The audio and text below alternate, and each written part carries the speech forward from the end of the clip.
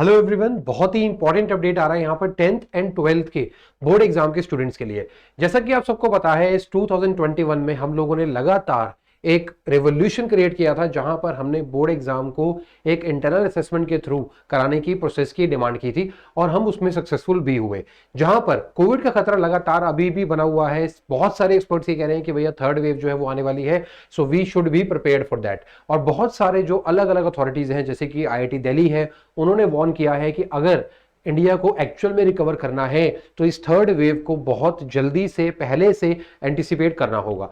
और यहां पर दोस्तों जो CBSE है, बोर्ड एग्जाम्स को लेकर बहुत ज्यादा चिंतित थी पहले भी। उनको पता है कि इस साल उन्होंने किस तरीके से जो इवैल्यूएशन है, जो इंटरनल असेसमेंट है, उस तरीके से किस तरीके से उनके सामने एक चैलेंज था, तो वही चैलेंज को पहले से ही एंटिसिपेट कर लिया है और 2022 के लिए तैयारी कर ली है। जी हाँ, CBSE ने बेटा board exam 10th and 12th के लिए आज से ही तैयारी स्टार्ट कर दी है। यानी कि जो भी बच्चे अभी 10th क्लास में हैं और 12th क्लास में आए हैं, जो अगले साल बोर्ड एग्जाम देंगे, यानी कि 2022 में बोर्ड एग्जाम देंगे, उनके लिए बहुत ज्यादा बड़ा चेंज यहां पर CBSE का, जो कि हिस्टोरिकल चेंज हम कह सकते हैं, वो चेंज आया है। क्या चेंज है, हम लोग बहुत ही अच्छे से डिटेल में सिर्फ 4 से 5 मिनट की वीडियो में इसको कवर करेंगे, ठीक है, ताकि आपका भी ज्यादा टाइम वेस्ट ना हो और आपको सारी चीजें एकदम क्लियर रहे। तो सबसे पहले मोटा मोटा दोस्तों आप ये समझ के चलिए कि पहले ऐसा होता था कि एग्जाम जो है वो सिर्फ एक बार होता था, CBSE का बोर्ड एग्जाम।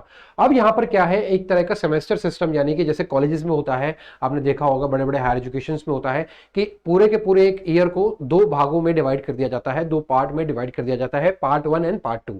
वही उसी तरीके से यहां पर आपको डिवाइड कर दिया जाएगा, यानी कि पार्ट 1 का जो सिलेबस होगा वो पार्ट 2 में नहीं आएगा और जो पार्ट 2 का सिलेबस होगा वो पार्ट 1 में नहीं आएगा। तो देखिए दोस्तों, यहां पर क्या है, यहां पर जो कुछ कुछ मेन हाइलाइट्स हैं, हम उसको यहां पे कवर कर लेते हैं कि CBSE releases new assessment criteria for board exam 2022 to conduct 2 term with reduce syllabus. Reduce syllabus मतलब कि सिंपल सी बात है, आपका 50% सिलेबस हो जाएगा, है ना, एक साइड का। नाउ यहां पर ऐसा क्यों बोला गया है, ये हम सबको पता है कि इस बार जैसा कि मैं आपको बता रहा हूं कि पैंडेमिक की वजह से काफी ज्यादा प्रॉब्लम हुई हर एक बोर्ड अथॉरिटी को, या मैं कहूं हर एक इंडस्ट्री में इशू था, मगर CBSE को हद से ज्यादा प्रॉब्लम हुई क्योंकि उनको कोर्ट से भी फेस करना पड़ा, कोर्ट में भी उनको एक तरह की हार मिली।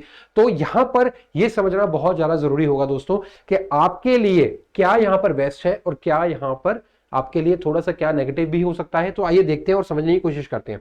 तो यहां पर दोस्तों क्या हुआ है कि जो बोर्ड एग्जामिनेशन पैटर्न है वो रिवाइज कर दिया गया है और जो इक्वल इवैल्यूएशन दी जाएगी टर्म 1 एंड टर्म 2 को, जो डॉक्यूमेंट यहां पर शो किया गया है उसमें ये पूरा का पूरा दिखाया हुआ है कि क्या क्या चीजें आपकी इस पूरे की पूरे असेसमेंट में रहने वाली है।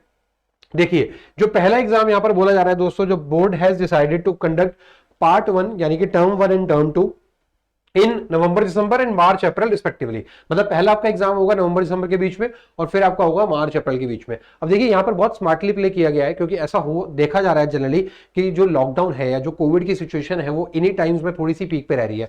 तो यहां पर यह देखा गया कि इफ इन केस ऐसा होता है कि नवंबर दिसंबर में एग्जाम नहीं कंडक्ट हो पाता है तो मार्च अप्रैल की इवैल्यूएशन ली जाएगी, और अगर मार्च अप्रैल में कोई इशू आता है तो नवंबर दिसंबर में जो एग्जाम हुए हैं उसको इवैल्यूएट करके मार्किंग स्कीम तैयार की जाएगी। यही यहां पर आगे भी दिया गया है। देखिए, और अगर दोनों ही सही रहते हैं, मतलब भगवान ऐसा ना करे कि ऐसा कुछ भी हो, तो अगर दोनों सही रहते हैं तो दोनों के लिए आपको तैयार रहना है। यहां पर यह बोला गया है कि the board apart from proposing rationalisation of the CBSE has also suggested a more coherent and detailed evaluation scheme. The process is designed to ensure that the students are evaluated throughout the year. Key point of the special assessment scheme are listed. हम कुछ points पढ़ते हैं जो main points हैं इस पूरे के पूरे इवैल्यूएशन स्कीम के। देखिए, सबसे पहला क्या है, if in case situation of a school closure यहां पे दिया गया है, मोड ऑफ एग्जाम दिया गया है और फाइनल रिजल्ट कैसे बनेगा वो दिया गया है। वो ये कह रहे हैं कि अगर सिचुएशन इंप्रूव होती है और नॉर्मल क्लासेस रिज्यूम होती है तो क्या होगा, term 1 and term 2 would be conducted at school. मतलब अगर सब कुछ सही रहता है, भगवान की कृपा से सब कुछ सही ही रहे, सब कुछ अगर सही रहता है, कोई दिक्कत नहीं आती है कोविड के लिए या कोई भी ऐसी प्रॉब्लम नहीं आती है, तो एग्जाम जो है वो स्कूल में कंडक्ट होगा, दोनों के दोनों टर्म 1 एंड टर्म 2, ठीक है। जो फाइनल रिजल्ट होगा वो बनेगा दोनों के इक्वल मार्क्स से, ठीक है। अगर स्कूल क्लोज रहते हैं during November December but open रहते हैं मार्च अप्रैल में, तो क्या होगा, जो टर्म 1 होगा वो ऑनलाइन मोड में हो जाएगा क्योंकि स्कूल जो है वो बंद रहेंगे, और जो टर्म 2 है वो स्कूल में होगा, जहां पर 2 आवर का पेपर होगा विद नॉर्मल सब्जेक्टिव पैटर्न, जैसे CBSE कराता था पहले।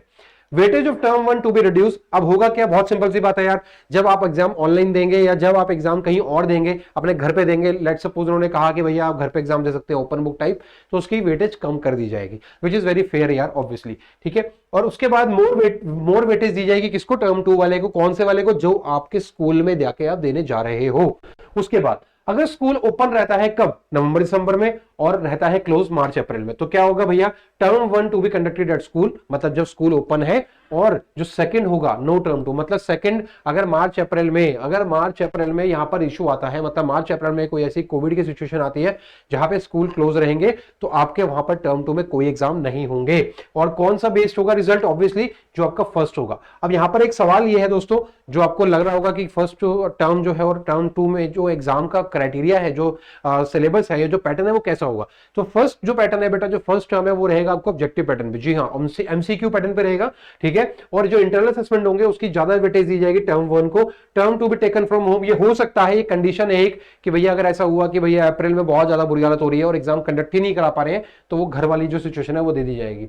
अगर ऐसा होता है कि स्कूल जो है वो दोनों के दोनों पूरे टाइम के लिए एकेडमिक ईयर बंद रहता है, मतलब अगर कंडीशन नहीं संभलती है कोविड की, तो यहां पर अगर स्कूल पूरा का पूरा बंद रहता है, तो क्या होगा, दोनों के दोनों जो बोथ, मतलब कि टर्म 1 एंड टर्म 2 जो है वो आपके घर से होंगे, ठीक है, मतलब कि ऑनलाइन होंगे, या फिर आपको पेपर दे दिया जाएगा कि भैया आप सबमिट कर दीजिएगा स्कूल में, ऐसा होगा, ठीक है। और रिजल्ट जो होगा वो बेस्ड होगा इंटरनल असेसमेंट पे, प्रोजेक्ट वर्क पे, थ्योरी होगी। और जो टर्म 1 एंड टर्म 2, मतलब कि टर्म 1 होगा आपका कौन सा, एमसीक्यू, और टर्म 2 होगा आपका कौन सा, जो सब्जेक्टिव होगा, जो अभी तक होता जा रहा था।